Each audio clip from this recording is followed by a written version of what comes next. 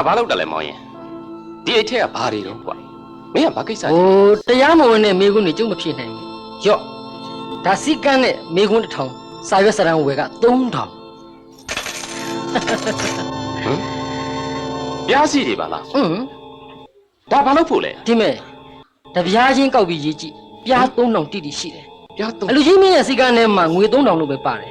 ကြက်3000လို့ရေးမထားဘူးဒီတော့ကျုပ်ကပြား3000ဟိုပြား100တစ်ချက်ဆိုတော့ငွေ30ပေါ့နော်ရေးကြည့်ပါဦးလားရေးကြည့်ပါအားမနာပါနဲ့ ကြားလဲလူပါလားအင်းလေကျုပ်ကလည်းကြက်ဆိုတဲ့စလုံးတစ်လုံးနမော်နမဲ့ကြံရစ်ခဲ့ပြီတကူရပါတယ်လေရပါတယ်ကဲပထမနေ့မေခွန်းတရား တနေ့မေခွန်းတရား10ရက်တိတိမေခွန်း1000ပြည့်အောင်ဆက်ဖြေရမယ်ဆိုတာသိပြီးသား မောင်ရင်ကတဲလဲအာသွက်ရှာသွက်ရှိပြီတာပဲနာမည်က ဘာချမ်းမှာ1323ခုဘွားတပေါင်းလားစု2ရက်ကြာတာပရိသအဖအုပ်သွဲမိတော်ကြောင့်မင်းလာမြို့ဘကုတ်ခဲ အမေ နော်အတိုင်းပညာမရှိဝလူဝင်ကြောင့်ဥပနိဒာကြောင့်ဘုံကြောင့်သားနော်လက်ရှိရာလူကပလတ်စတစ်ကောက်တယ်အင်ဂျီယာရေးမရှိဘူးလမ်းဘေးအိတ်တယ်လမ်းဘေးမှာစားတယ်တမင်းလည်းမစားတယ် မောင်ရင်ကျုပ်စီလာတာတော့ပြောင်းဖို့လာတာလားဟမ်ဒါဆိုသက်ဆိုင်ရာရဲစခန်းကိုဖုန်းနဲ့အကြောင်းကြားလိုက် အဲ့လိုဗျာစီကံချက်ရငွေ3000ဟိုငွေ30ပေးပြီးပဲကျုပ်ကတရားဝင်မေးခွန်းနေမေးဖို့ပဲရှိတယ်ဟာ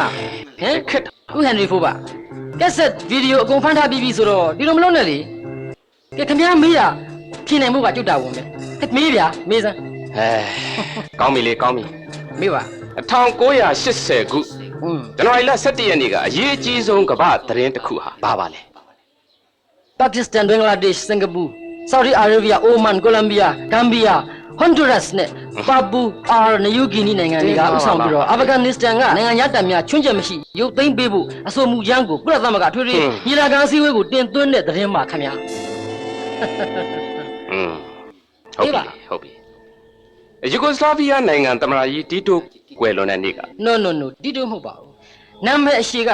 ဂျိုဇက်ဘရော့တီတိုပါဟုတ်ပါ89နှစ်မှာလူတလျာနာဘဘူစေယုံမှာ1980ခုနှစ်မေလ4ရက်တနင်္ဂနွေနေ့ဂရင်းနစ်စံတော်ချိန်1435နာရီမြန်မာစံတော်ချိန်8နာရီ35မိနစ်မှာကွယ်လွန်ပါတယ်ခင်ဗျာ ဟုတ်ပါတယ်နေနဲ့အနီးဆုံးဂျိုဟာ မာဂျူရီခေါ်ဗုဒ္ဓဟူးဂျိုပါအကွာအဝေးကီလိုမီတာက 9.8 နှစ်အချင်းဝက်ကီလိုမီတာက 9000ဓာတ်ဒုကကီလိုဂရမ် 0.04 နေကိုပတ်ရန်ကြားတဲ့ချိန်က88ရဲ့ဘယ်နဲ့လဲမေးပါ ဒီမောင်ကပလတ်စတစ်ကောက်တဲ့လူမှုပဲ